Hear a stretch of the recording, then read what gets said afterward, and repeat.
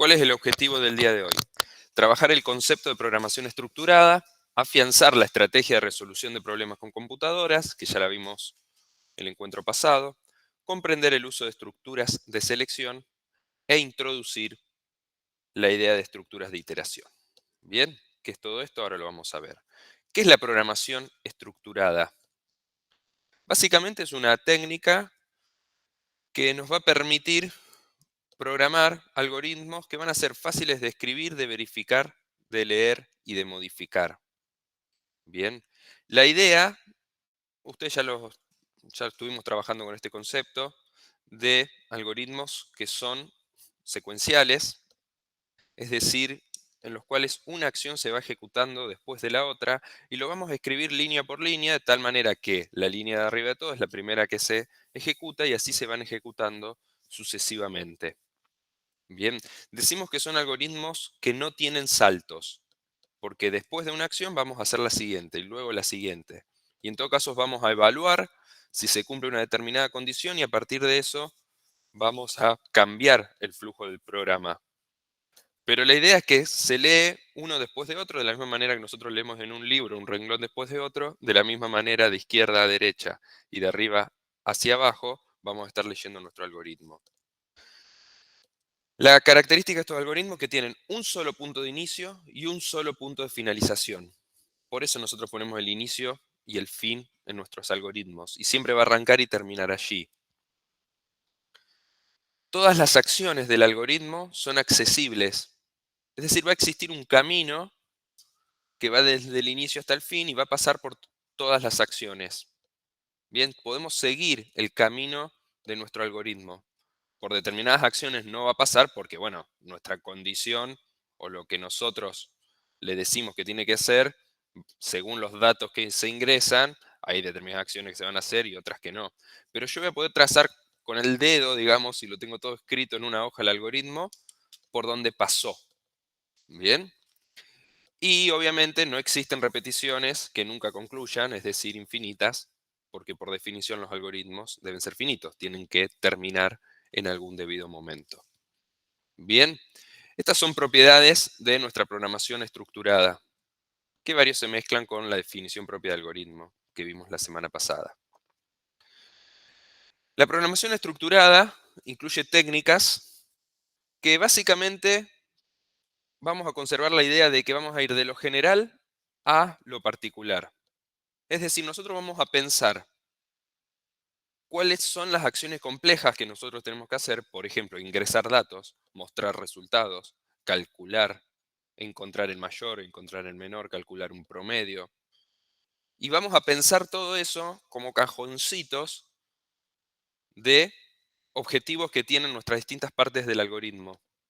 Y después vamos a entrar a pensar particularmente cómo se realizan cada una de esas acciones complejas. Bien, nosotros vamos a pensar el algoritmo desde la metodología, en el momento que pensamos la metodología con la cual lo resolvemos, desde acciones más complejas y luego cuando entramos a programar el algoritmo entramos en los pasos por paso que me permiten realizar esas acciones complejas. Bien, por eso se dice que es un diseño descendente, top-down, que va de lo general hacia lo particular. Bien, ese es un concepto. Acá nos referimos a lo general. Tenemos entradas, lo que hace el algoritmo y salidas. Bien. En cambio, lo particular es pensar cómo se hace eso que nosotros queremos cumplir, ese objetivo.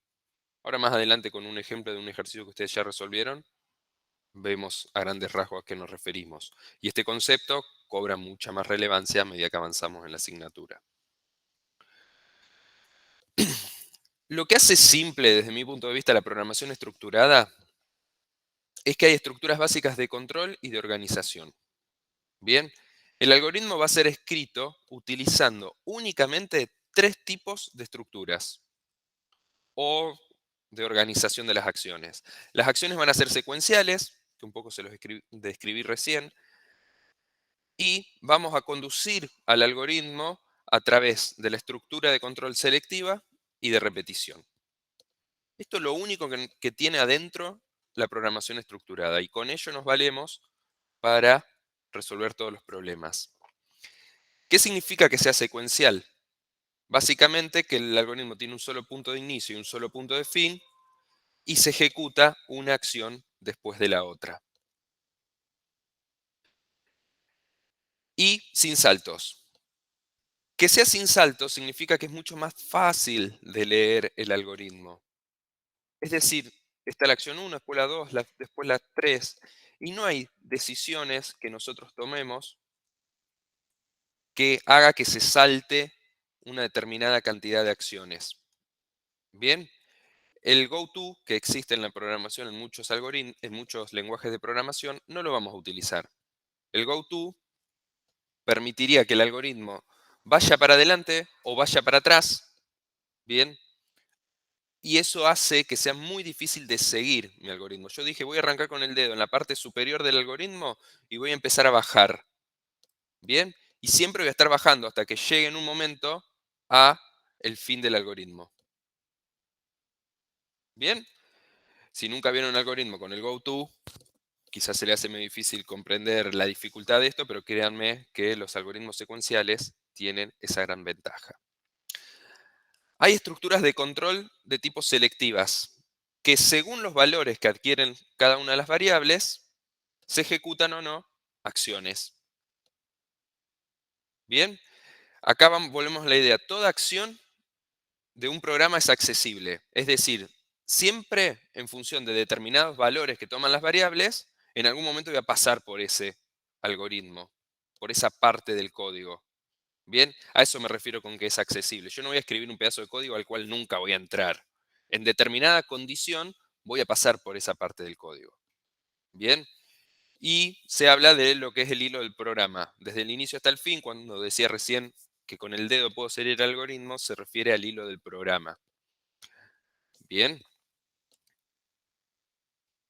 Y luego existen estructuras de control básicas que son de tipo repetitivos.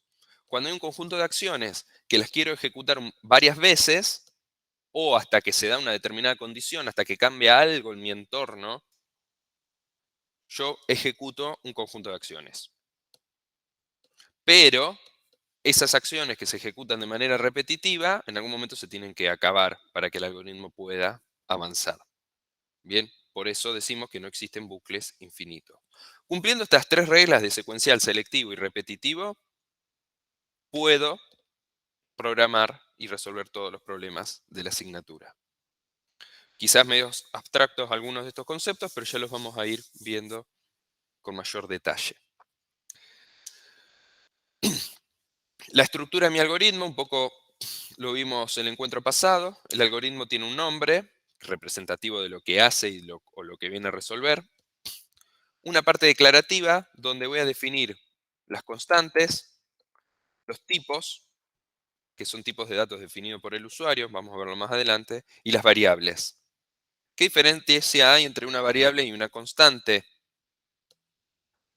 Bien, la variable yo voy a definir con un nombre determinado, un tipo de dato, y adentro voy a colocar un valor que va a cambiar a lo largo del algoritmo.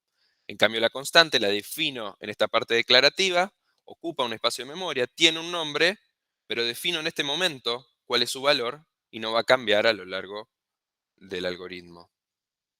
Por ejemplo, una Y si constante... es, Sí, profe, si es una adelante. constante, ¿qué diferencia hay entre declarar o no?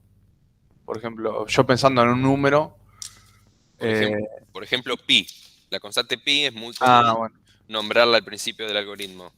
Y pi no va a cambiar. Bien, pi va a ser real. Lo voy a llamar la variable normalmente pi mayúscula. Le voy a dar el valor 3,1417, etcétera. Y va a valer durante todo el algoritmo ese valor. ¿Ocupa un espacio en memoria? sí, pero a lo que iba yo era cuando quiero usar pi. Es lo mismo escribir 3,14 que escribir la constante pi. Exacto, pero es mucho más simple poner pi Obvio, sí, sí, sí. que escribir 3,14, 3,17, etcétera. Bien. En verdad, según el lenguaje, la constante ocupa o no ocupa espacio en memoria, pero lo podremos ver más adelante eso. Eh, si el lenguaje es de tipo compilado, en el momento de la compilación, en cada lugar donde aparece la constante, se reemplaza por el valor. Bien, pero no viene al caso, es un detalle. Luego está en la estructura del algoritmo la parte de procesos, que tiene un inicio, un fin y el proceso. Importante esa palabra inicio y fin porque me dice dónde arranca el algoritmo y dónde espero que termine si todo funciona de manera correcta. Nuestros algoritmos nosotros los vamos a escribir en pseudocódigo. El pseudocódigo es un código no convencional, básicamente es un acuerdo que nosotros tenemos en la cátedra. Está formada principalmente por palabras comunes del idioma español. Entonces, cuando ustedes ven leer, escribir, ustedes ya interpretan rápidamente de qué estamos hablando. Bien, no hace falta que traduzcan desde el inglés hacia el español para tratar de inferir qué es lo que queremos hacer en cada una de las líneas. Lo que nosotros decimos es que ganamos tiempo, ganamos mucha capacidad de interpretación cuando trabajamos con em, pseudocódigo. Bien, yo hoy no estoy perdiendo el tiempo, entre varias comillas, en enseñarle un lenguaje de programación a ustedes, sino que directamente arrancamos con el pseudocódigo con mucha más facilidad. Eh, y bueno, acá está el concepto de que es mucho más fácil que escribir en un lenguaje de programación. ¿Qué diferencia hay con un lenguaje de programación? El lenguaje de programación es un conjunto de símbolos y de reglas que permiten escribir los programas y que la computadora lo puede entender. El pseudocódigo la compu no lo entiende. Bien. Bueno, avanzando. Les hablé un par de veces de estructuras de control. ¿Qué hace una estructura de control? Y permite básicamente controlar la ejecución de las acciones de un algoritmo. Establece un orden de ejecución de las acciones. Si bien siempre las acciones van a ir desde el inicio hacia el fin, desde arriba hacia abajo, bien, yo puedo alterar ese orden en función de las estructuras de control que yo esté utilizando. Alterar significa que un conjunto de acciones se hagan o no se hagan según los valores que adquieren las variables o que se repitan un conjunto de acciones. Eso básicamente hace las estructuras de control. Dirigen la dirección que debe seguir el flujo de información en el algoritmo. Vamos con un ejemplo rápido, y muy rápido porque ustedes lo hicieron en clase el otro día, con Nacho, si no me equivoco, que planteaba que dado dos valores reales que se ingresan por teclado en las variables A y B respectivamente, intercambian el contenido de las mismas y mostrar los valores resultantes de cada variable. Aplicando la resolución de problemas en computadora, primero hay que comprender el problema. Eso implica que ustedes tienen datos, valores reales A y B. El resultado son los contenidos de las variables A y B intercambiadas. Es decir, yo tengo A y B, un triángulo en A, un círculo en B. El resultado los tengo intercambiados. El triángulo es una manera gráfica de dibujárselo, ¿no? Son valores reales lo que hay adentro. Trazar un plan para resolver este problema es que ustedes piensen de qué manera se resuelve esto, sin entrar tanto en la algoritmia, sino conceptualmente cómo resolverlo. Ustedes necesitan una variable auxiliar, donde lo primero que hacen es salvaguardar el valor de una de las variables en esa variable auxiliar, por ejemplo el contenido de B, entonces B pasa a auxiliar, y como B ya lo tengo salvado, ahora el contenido de A lo puedo pasar a B, y luego por último el contenido de la variable auxiliar lo paso a A. Y así resulta que entre el paso 1 y el último paso, tengo los valores de las variables A y B intercambiadas entre sí. La idea, cuando decimos recursos abstractos o diseños descendentes, ustedes acá lo que hicieron primero es ingresar los valores, luego realizan el intercambio y luego muestran los valores intercambiados. ¿Cómo ingresan los valores? ¿Cómo realizan el intercambio? Y cómo muestran los valores ya es un grado de detalle superior, que es el que ustedes realizan al momento de escribir el algoritmo. Recuerden que el algoritmo debe ser preciso, exacto, finito.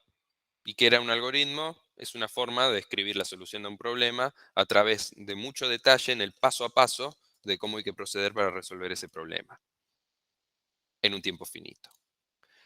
Escribimos el algoritmo, ustedes ya lo escribieron, les recomendamos utilizar Notepad++, y ingresar los valores significa decirle al usuario ingrese A y B con un escribir, leer A y leer B. El intercambio, con esa metodología que explicamos recién, y mostrar los resultados implica mostrar por pantalla el resultado. Bien, entonces vamos de lo general a lo particular. Bien, este ejercicio ustedes lo pueden codificar en lenguaje C. Más adelante vamos a ver específicamente cómo programar en C. Si quieren acortar este plazo, esos plazos de tiempo y probarlo, les recomendamos pasar por el chat GPT para codificar de manera automática algo que está en pseudocódigo e ir afianzando o ir teniendo algún manejo del lenguaje C. ¿Dónde lo van a probar ese lenguaje C? Pueden instalar el Codeblocks, que es el programa que nosotros vamos a utilizar para programar, básicamente. Es donde nosotros vamos a ejecutar nuestros algoritmos en C.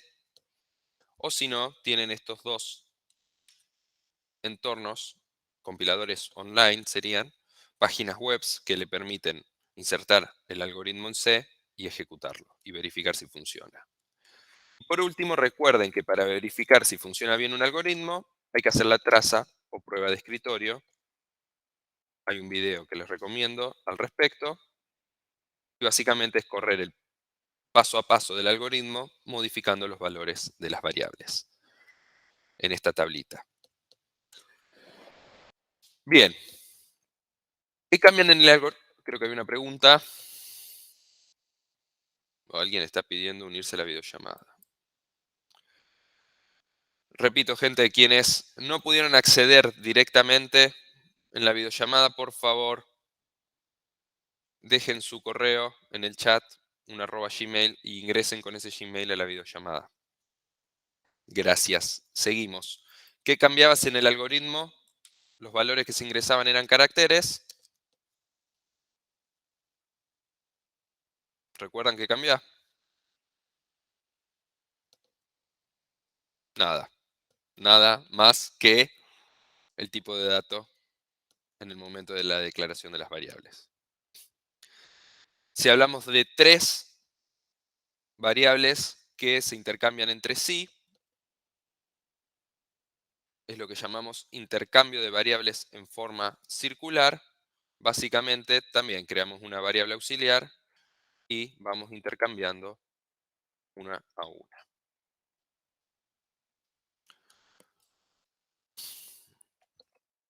Bien, vamos a trabajar con el ejercicio 6 de la práctica 3. Dados 3 lados de un triángulo, informar si el mismo es equilátero, isósceles o escaleno.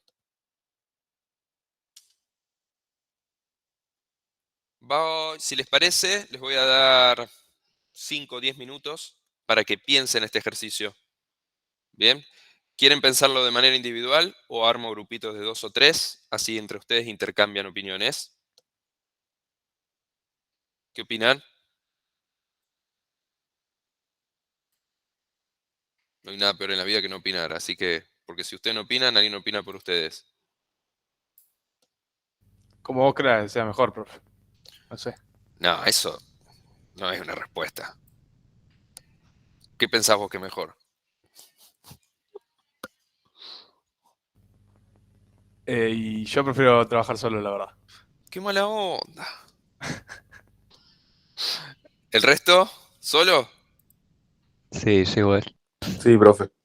Bueno, hoy trabajan solos, la próxima en grupo. 5 minutos para pensar datos, resultado y metodología con el cual resolverían este problema. Los recursantes, abstenerse un poco de la participación los próximos 10 minutos, por favor, así llevamos el flujo de la clase. 5 minutos.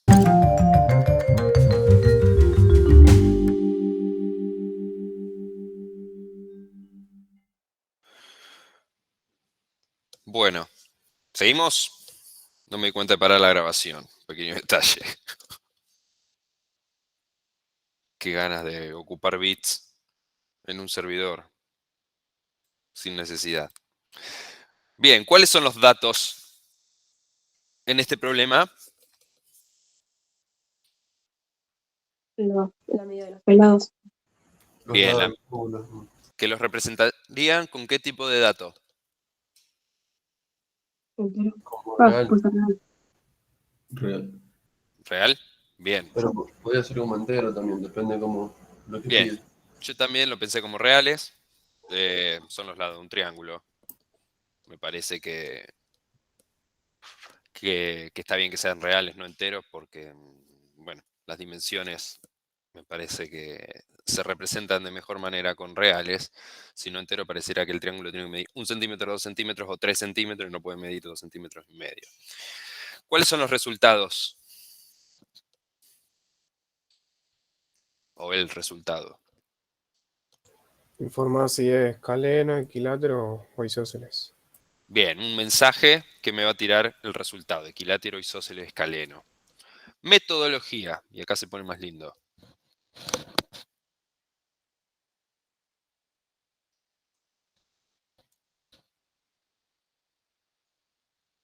¿Cuándo sería equilátero? O sea, se puede ir sabiendo qué tipo de triángulo es dependiendo de la igualdad de los lados. Perfecto, si son iguales los tres lados, es decir, si L1 es igual a L2 y L2 es igual a L3, bien, acá hay una expresión algebraica que la computadora puede interpretar con un i. Si yo en lugar del is hubiese puesto igual a L3, L1 igual a L2 igual a L3, eso la computadora no lo puede interpretar. Bien, en este caso estamos hablando de que es equilátero. ¿Cuándo es escaleno?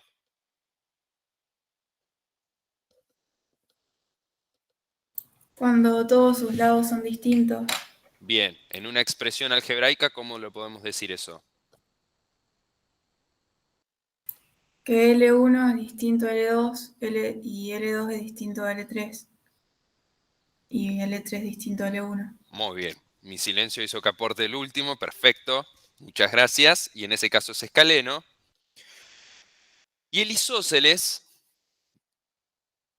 sería que L1 es igual a L2 y L2 es distinto de L3, o L1 igual a L3 y L2 distinto a L3, o serían tres condiciones distintas, o básicamente nosotros podemos decir que si no es equilátero y no es escaleno, es isósceles.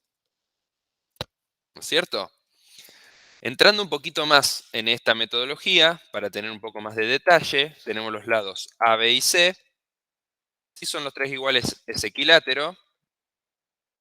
Si A es igual a B y B es distinto de C, estaríamos hablando de que es isósceles, o en el otro caso, A distinto de B y B igual a C, o en el otro caso del isósceles, A igual a C y A distinto de B. Estas son maneras de escribirlo. Bien. Y que se cumpla que los tres son distintos, sería el escaleno.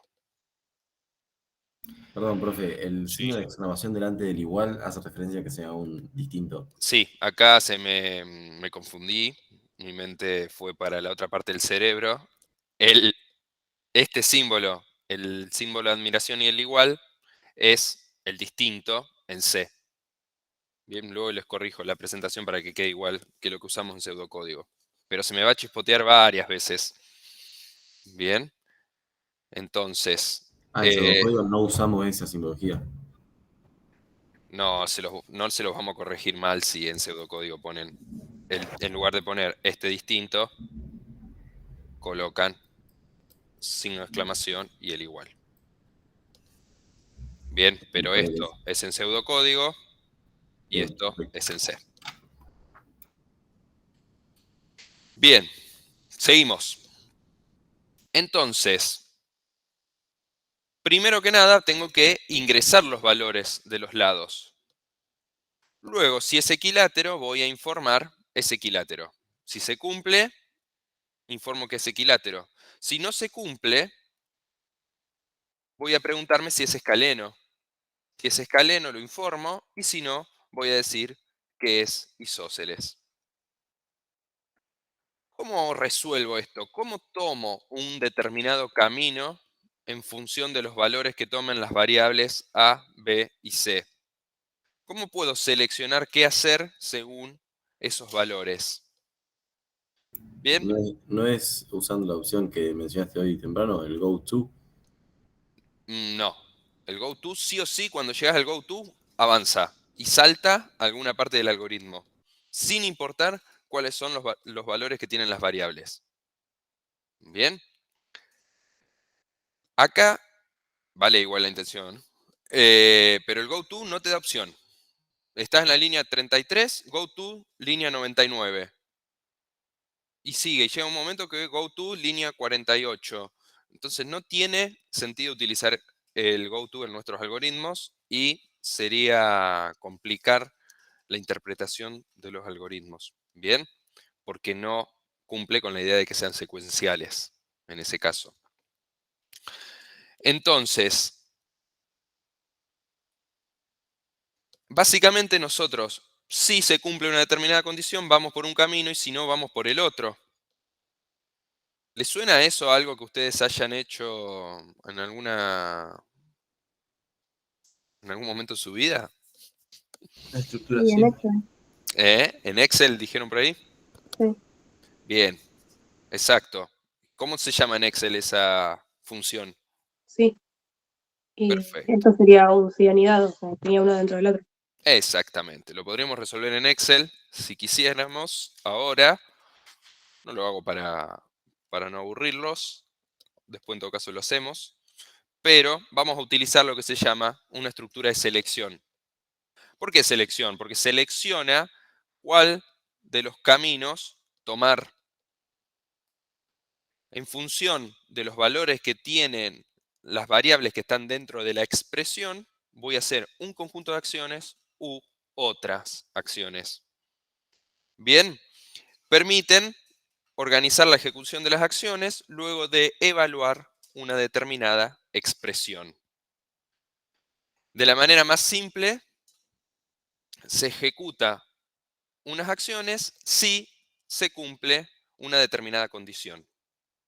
La condición la vamos a explicitar en una expresión que tiene un resultado lógico, es decir, verdadero o falso. Vamos con un ejemplo simple. Si aprobé el examen, entonces aprobar el examen es la condición. ¿Cómo tiene que ser la nota para aprobar? Mayor que 6. Bien, Mayor o igual. con el igual también los voy a probar. Mayor o igual a 6, entonces escribir en la pantalla estoy feliz. ¿Se entiende? Si la nota es mayor o igual a 6, ustedes van a ser felices. Hay quienes muy exigentes y si la nota es igual a 10 es feliz y si no, no va a ser feliz. Bueno, acá los invitamos a ser felices aprobando primero y después ponemos distintos grados de felicidad. Bien, si aprueban el examen, están felices. Esta es la alternativa simple.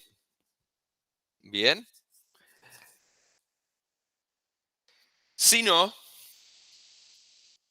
¿qué tienen que hacer ustedes si no?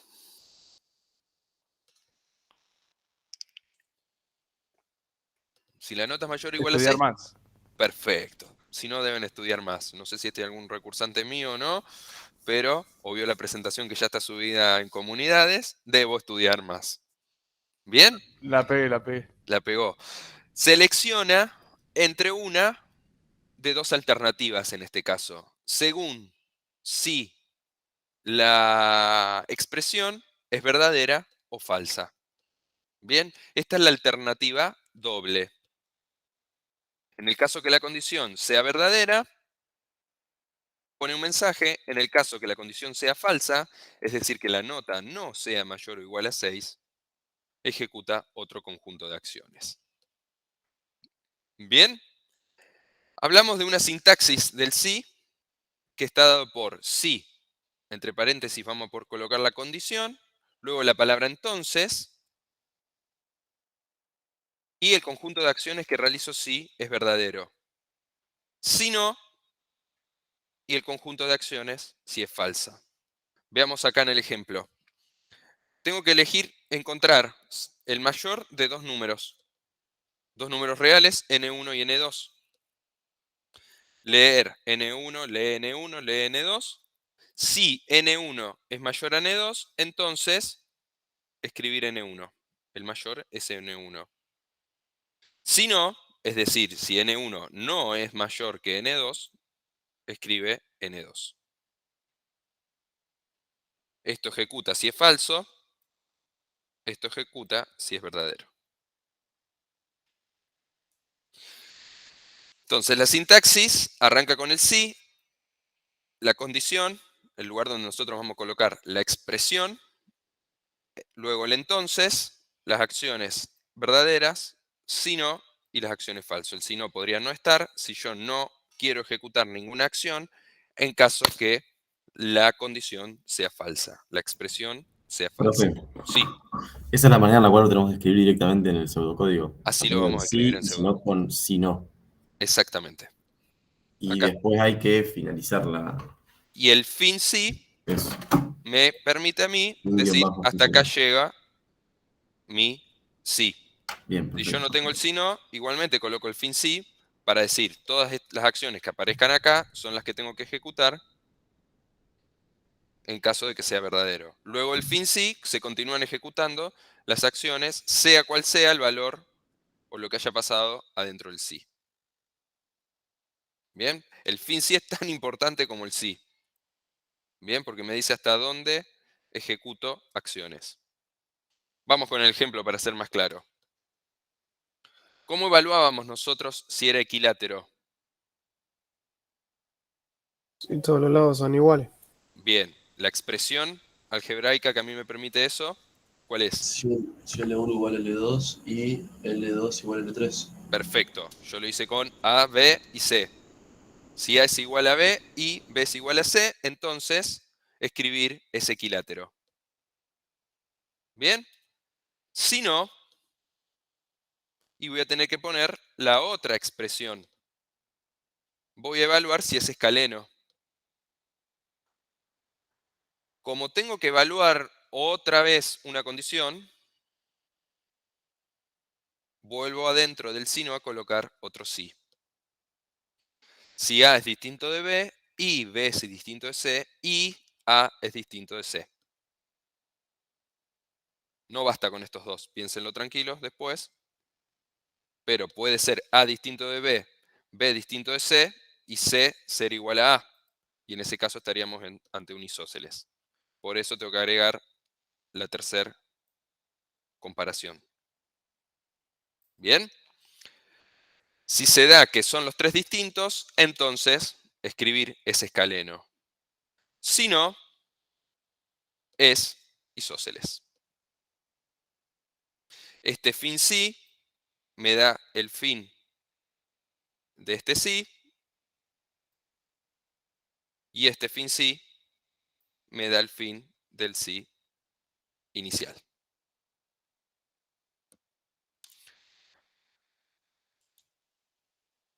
Con ese fin sí se finalizan estas evaluaciones. Con ese sí se finaliza la primera estructura de selección. Fíjense que acá es muy importante la indentación. ¿Qué es la indentación? Fíjense que a medida que yo voy ingresando adentro de los sí o de los sí no, yo voy colocando tabulaciones, es decir, las acciones que se ejecutan entre el sí y el sí no están metidos más adentro, hacia la derecha. Eso se hace con el tab. El tab es la letra que a ustedes les permite dar la sangría en un procesador de texto. Bien, eso Profe, me permite observar, ahí voy, me permite observar rápidamente y a simple vista cuáles son las acciones que están, por ejemplo, adentro de este si no, o cuáles son las acciones que están dentro de este sí. O me permite interpretar que todo esto se ejecuta adentro de este si no. Bien, yo ahora les voy a mostrar un algoritmo. Mientras tanto, háganme la consulta. No sé quién preguntó algo. ¿Los escucho? yo te Sí. quería consultar si los dos fin sí eran por los dos si no que había. O sea, se tiene que poner un fin sí por cada si no.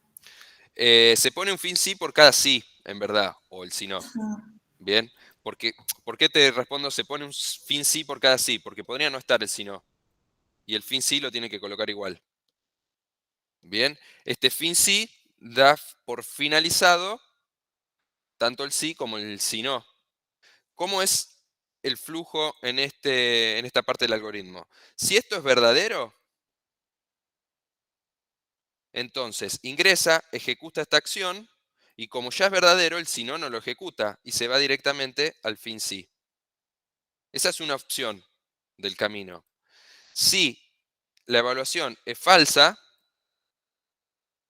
esto no se ejecuta y va directamente al si no. Ejecuta las acciones del si no y va al fin sí. Bien, entonces por eso el sí, el si no y el fin sí los escribo todos con la misma sangría, a la misma altura. Bien, y les muestro un ejemplo. A ver, vamos acá, abro este algoritmo. A ver si esta es la codificación del ejercicio 6 que hice alguna vez.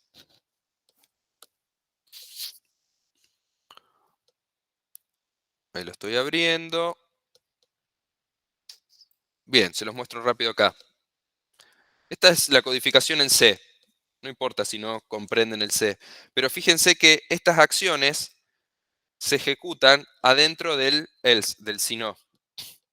Estas acciones se ejecutan si adentro de este sí. Si esto es verdadero. Bien, eso es bastante simple de observar en este caso. En cambio, si yo les describo todo así, fíjense que se vuelve más difícil de comprender. ¿Ven? A ver si lo tengo en un pseudocódigo por acá. Ejercicio. Para ser más gráfico. No quiero spoilear el ejercicio 7. Bueno, ya vamos a ver ejercicio 2. No debe tener indentación. Ejercicio 6. No, ahí se está ejecutando. Bueno, luego les muestro con otro ejemplo más gráfico la importancia de la indentación para que a simple vista quede mucho más legible el código. Profe, Sí, a la hora del examen nosotros vamos ahí a hacerlo a mano, ¿no? En sí, pseudocódigo, digamos, lo vamos a escribir en papel, sí, no en la señor. computadora. Sí, señor. Bien, perfecto. Por lo cual, tienen que ser prolijitos. Muy Yo, prolijos. yo por eso, para practicar directamente, entonces prefiero Exacto, hacerlo escriban más algunos práctica, algoritmos. Por más que en estén vez de cómodos hacerlo en en la computadora. compu, escríbanlo a mano para ir agarrando práctica. Por Bien. eso. Además, los obliga a tener más claro el qué quieren hacer de la metodología hacia el algoritmo, el papel. En cambio, la compu los invita más rápidamente a meterse en el algoritmo y más fácilmente cometen errores. Bueno, como dijo la compañera antes, hay estructuras anidadas acá. Lo dijo porque bien en planilla de cálculo hablamos de estructuras anidadas cuando ponemos un sí adentro de otro sí. ¿Por qué anidadas? Bueno, de la misma manera que los huevos están adentro de un nido, se habla de anidadas. ¿Por qué? Porque hay un nido, en este caso un sí, que contiene a otro sí. Una estructura que está dentro de la otra. Entonces, en este caso, justamente en el problema que nosotros ejecutamos, si nosotros no tuviésemos estructuras anidadas, hay un conjunto de acciones que se realizan si la condición 1 es verdadera y si es falsa, otro conjunto de acciones. En nuestro caso, si es falsa la condición 1, ingresamos a otro sí.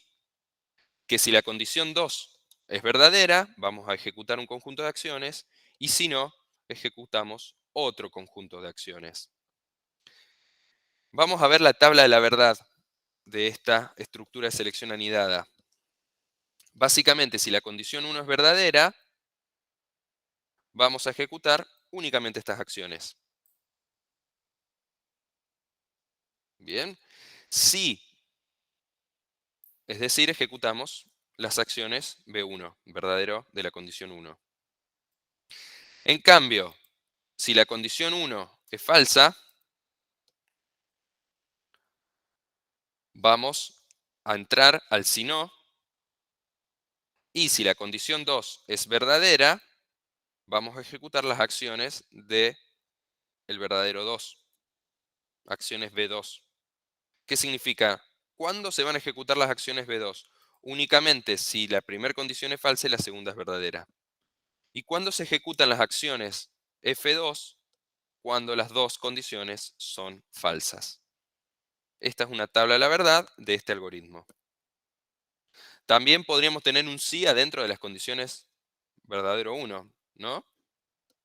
Y si se da la condición 1 y se cumple luego otra condición que haya dentro de este sí, avanza y se ejecutan las acciones de los dos verdaderos.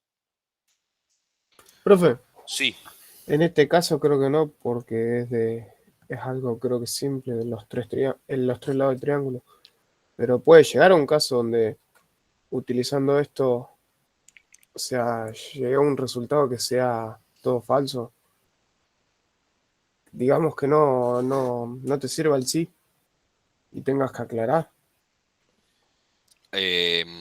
no entiendo la consulta, Gonzalo. ¿En qué caso? O sea, acá siempre se va a ejecutar las acciones. Algunas acciones se van a ejecutar en este caso. ¿Por qué? Porque si esta condición es verdadera, se ejecutan estas acciones. Si es falso, caigo acá. Y si esto es verdadero, se ejecutan estas acciones. Si es falso, se ejecutan estas acciones. Podría, por ejemplo, no sé si está la consulta, creo que no, pero podría, por ejemplo, si no está este si no, si esto es falso, caigo acá adentro. Y si esto es falso, no se ejecutan estas acciones que se ejecutan solo si es verdadero. Y llego al fin sí, y no se ejecutó nada. Se podría dar esa situación. Claro, eso era. Perfecto. ¿Se puede dar esa situación? Sí. Si ustedes no colocan ningún sino, nunca acceden a realizar acciones en caso de que sean falsas. Sería similar a la estructura de selección simple que vimos antes. Vuelvo un poco para atrás, bastante para atrás. Hablé de la estructura. Acá. Esta es una estructura de selección simple. Si ustedes no aprueban, no muestran ningún mensaje. Estructura selección doble, si ustedes no aprueban, les muestran el mensaje, deben estudiar más. Bueno, avanzamos. ¿Hay alguna consulta? Profe, una pregunta. ¿Y si dijera que un lado mide 0? Si se ingresa que un lado mide 0. Capum, se rompe todo. Por eso, ¿no habría que aclarar eso? Bien, lo vemos en la clase que viene, cómo solucionamos eso. Se llama validación del ingreso de datos. Andaría con ceros o con números negativos, peor. El lado va para el otro lado, el lado del triángulo. El algoritmo podría funcionar igual y estar mal. Por ejemplo, si dos lados valen 0 y un lado vale 1, me va a decir que el triángulo es isósceles. Y sin embargo, no hay triángulo. Hay un segmento, no más. Bien, Williams, habría que mejorar el algoritmo. Ya lo vamos a hacer. Ya vamos a estudiar cómo se hace eso. Muy buena la pregunta. Bueno, avanzando, existe otra estructura de selección que es estructura de selección múltiple. ¿Para qué sirve? Según el valor que adquiere una variable, vamos a ejecutar distintas acciones. No evalúa intervalos de valores, sino que me permite a mí realizar una acción si la variable vale 1, otra acción si la variable vale 2, otra si vale 3, y así sucesivamente. Entonces, ¿cómo llamo esta variable? Esta estructura de control. La llamo según sea. Según sea X, por ejemplo. Según sea la variable, según sea la expresión que yo coloco ahí adentro. Por ejemplo, cantidad de días del mes. Y yo leo mes. Y si el mes es 1, 3, 5, 7, 8, 10, 12, escribir 31 días. Si no, el caso en que mes valga 4, 6, 9, 11, voy a escribir 30 días. Y el caso en que mes valga 2, voy a escribir 28 días. Bien, entonces, según sea el valor de la variable que está entre paréntesis, realiza distintas acciones. Y yo podría colocar un si no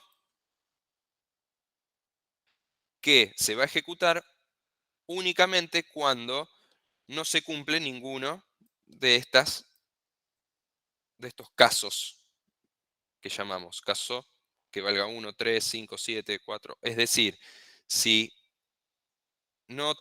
mes no vale ningún valor entre 1 y 12, podría ejecutar un si no que diga se ingresó un mes no válido. Bien, esta estructura según sea, donde en lugar de una variable también puede haber una expresión acá, es decir, x por 33 dividido 2. No sé si es el mejor de los ejemplos, pero puede haber una expresión ingresada en ese lugar. El problema, profe, con la expresión es que por un error de ortografía no lo entiende el programa. No entiendo. ¿Qué sería un error Ah, de ortografía? si vos, por ejemplo, pones una expresión, el programa lo que entiende, o sea que en el caso de que se ingrese esa expresión específica, va a hacer tal o cual cosa. No, cuando me refiero a expresión, por ejemplo, x por 2. Ah, está bien, ok. No, yo pensé que se refería a algo coloquial, algo escrito, digamos, una Claro. palabra. Que si No, acá no, no, no no. sé cómo se dice en febrero, en vez de números, por eso. No. Un cálculo, básicamente, pensémoslo. Bien. O x más 3, no sé. Sí se utiliza normalmente con enteros, el según sea. Bien, se puede utilizar con reales, según el lenguaje lo permite o no lo permite, o también se utiliza con caracteres. Se podría utilizar, hasta ahí, vamos a utilizar, o con lógico se podría utilizar y no tiene mucho sentido, para eso utilizo un sí. Todo lo que se implementa con un según sea, también se puede implementar con varios sí anidados. Bien, si ustedes están colocando muchos sí anidados y están trabajando con variables enteras o de tipo carácter, piensen que les conviene utilizar el según sea. Bien, luego en la práctica van a trabajar otros casos de según sea, otros problemas que conviene resolver con según sea. Esta resolución para decidir si el mes tiene 31, 30 días o 28 es muy común y se utiliza mucho en determinados algoritmos. Porque es común que los datos vengan en función del mes del año y la cantidad de días influyan en el momento del cálculo del promedio, etcétera, etcétera.